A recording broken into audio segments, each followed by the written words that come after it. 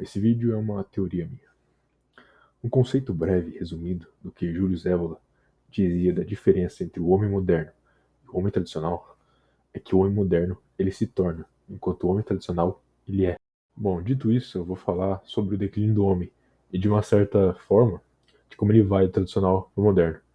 Para isso eu vou precisar começar pelo aspecto biológico, pela testosterona. Bom, você já deve saber o que é testosterona, né, o principal hormônio masculino, mas uma coisa que você pode não saber é que os níveis de testosterona no homem vem caindo e muito nas últimas décadas. Claro que ninguém vai te dizer isso, né, a informação fica escondida. Agora, por que disso? Por que a testosterona nos homens, principalmente no ocidente, vem caindo tanto nas últimas décadas? É até fácil você apontar os sintomas disso, principalmente os comportamentais, né? Ou seja, como o comportamento do homem mudou durante essas décadas. De uma certa forma, como Evola disse, ele deixando de ser tradicional e se tornando moderno. Agora já não é tão fácil traçar as causas do porquê, porque na realidade são várias, né? E algumas dessas causas parecem que não têm nenhuma ligação. Então vamos voltar um pouco na história, para responder a pergunta de quando esse declínio começou. Dependendo de quem você perguntar, a resposta vai ser diferente, mas na minha opinião uma é a mais válida: os anos 50. Durante os anos 50 e 60, teve um grande êxodo rural em boa parte do ocidente. Mais e mais famílias abandonaram o campo e foram para as cidades. Você provavelmente já sabe disso e de como foi toda essa história, porque alguns de seus pais, avós, bisavós provavelmente fizeram parte disso. Eu sei que os meus fizeram. Agora, o que esse êxodo rural pode ter gerado que começou nas gerações seguintes uma queda tão brusca na produção de testosterona? Bom, é o que, na minha opinião, a maior causa de todas elas. A maior causa de todas entre o declínio é conforto.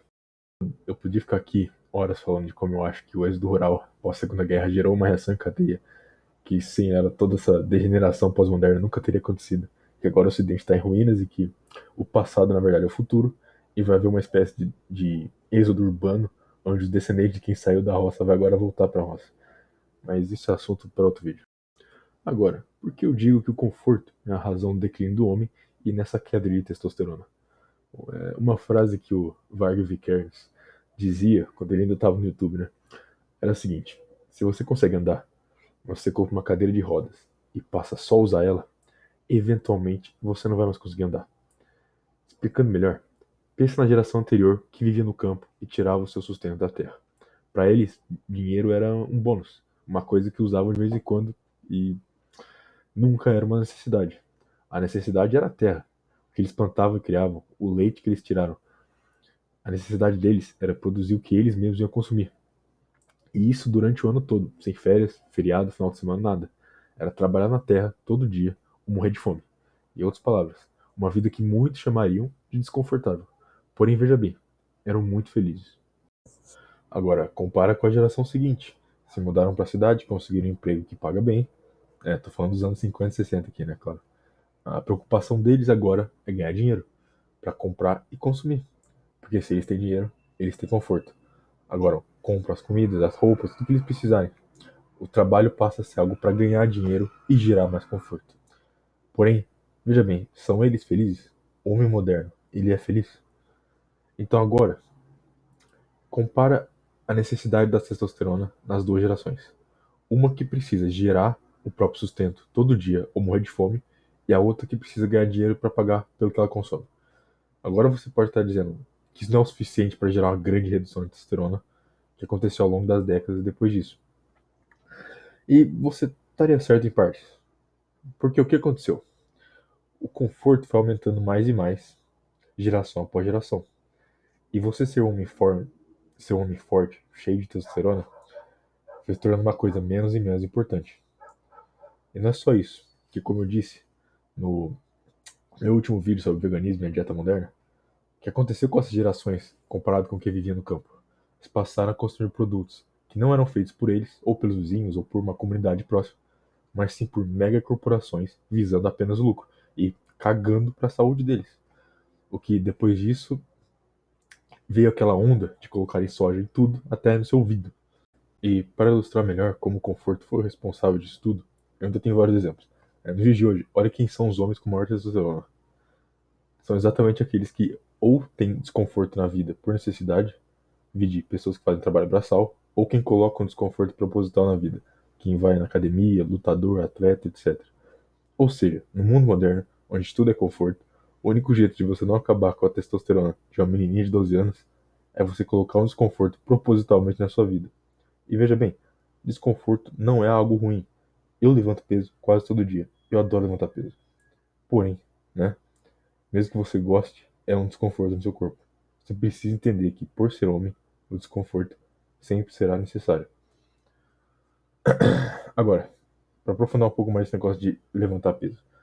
Se você assistir levantamento de peso olímpico, eu gosto bastante, assisto, sempre tem o campeonato, eu assisto. Então, olha quem são os melhores, principalmente na categoria de peso pesado. Você vê que sempre são pessoas de países que alguns anos atrás, tipo anos 80, 90, tava fudido. Tipo países que eram da União Soviética. Então você vai ver tipo, gente da Ucrânia, Rússia, Geórgia, Chechnya, etc. Eles são sempre os melhores. Por quê? Acho que é por causa do desconforto que eles sofreram por não ter comida. Mas isso é um palpite. Eu gosto do exemplo dos chimpanzés contra os bonobos. Olha só, chimpanzés e os bonobos são duas espécies de primatas bem próximas, tanto que é até difícil você diferenciar as duas, mas só que tem um porém. A região onde os chimpanzés habitam é uma região muito disputada, com vários outros animais mais fortes e uma escassez de comida. Enquanto os bonobos vivem numa área sem outros animais mais fortes e com comida, principalmente fruta, em todo lugar. Onde eles olham tem uma banana. Qual o resultado disso? Os chimpanzés têm uma estrutura social hierárquica focada nos machos, onde o mais forte e melhor líder é o alfa, e também eles exibem comportamento tribal e territorial bem agressivos, e eles são bem aptos em conflito e brigam entre eles para resolver qualquer intriga que tiver entre eles. É extremamente comum você ver chimpanzé brigando, tipo saindo no tapa. Já os bonobos, eles vivem numa estrutura social matriarcal, onde as fêmeas tomam as decisões. Os machos e as fêmeas são extremamente dóceis, ou seja, se você for um ser humano chegar lá, você pode brincar com eles. Eles não têm comportamento territorial, eles não são agressivos, e ainda por cima, eles adoram fazer orgia para se reproduzir. Olha só, interessante, né? Não te lembra algo? Então eu digo, olha o que o conforto fez com os bonobos. Eu poderia também falar dos soy boys, progressista, sad boys, feminista e todo o resto. Mas olha só, eles são apenas sintomas do conforto. Você, como ser humano, vai se adaptar à vida que você leva. Eles levam vidas extremamente confortáveis. E eles se adaptam a isso. Testosterona é inútil no conforto. Agora, claro, como eu digo, nada tão ruim que não possa piorar, né? Dito tudo isso sobre o conforto, eu também preciso falar sobre as causas secundárias.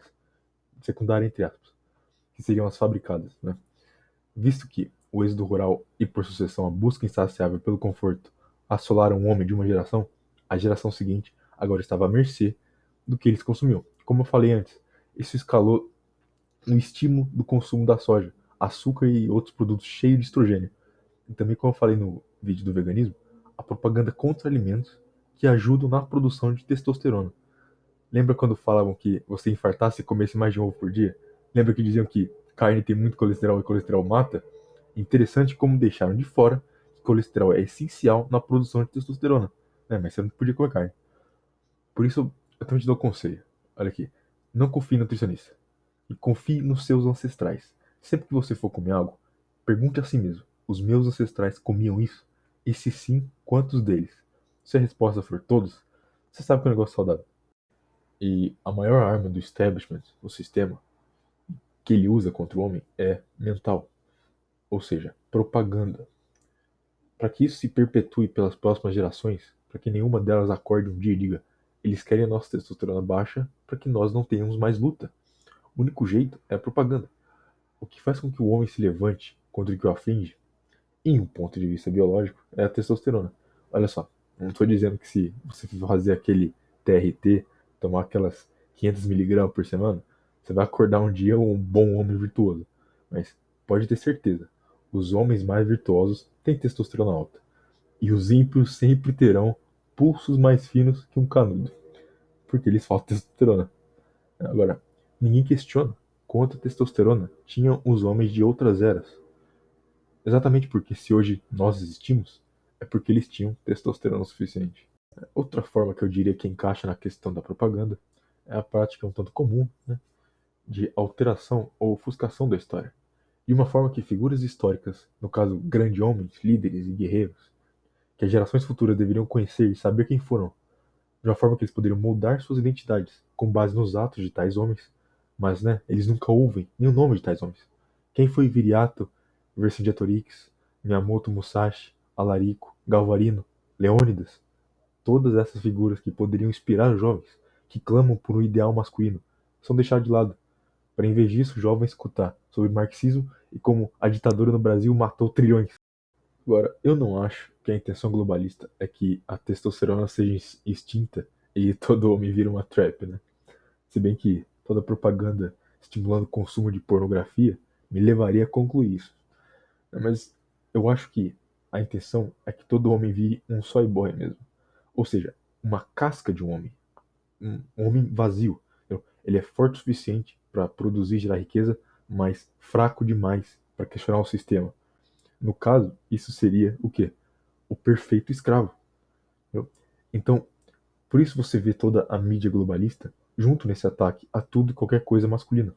A intenção é tornar você um escravo. A intenção é tornar você num gado.